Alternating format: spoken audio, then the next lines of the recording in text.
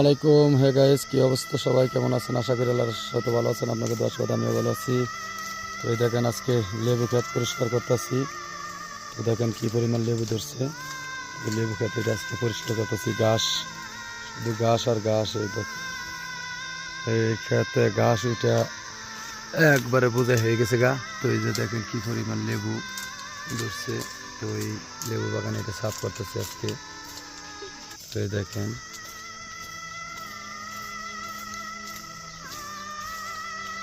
দেখেন কত পরিশ্রম, কোনো রৌদ্রের কি তাপ, তার মধ্যে আবার বাগানে। এই যে দেখেন এই যে একজন লোক নিচে সাফ করতেছে। তো সব গাছে দেখেন কি পরিমাণ লেবু ধরছে, শুধু লেবু আর লেবু। দেখেন এই যে পাতার চাইতে বেশি লেবু প্রত্যেক গাছে এরকম। এটা একটা লেবু বাগান। তো এই যে দেখেন এক একটা থোক জোকা, কত আল্লাহর রহমত দেখেন। তো পাথরের দেয়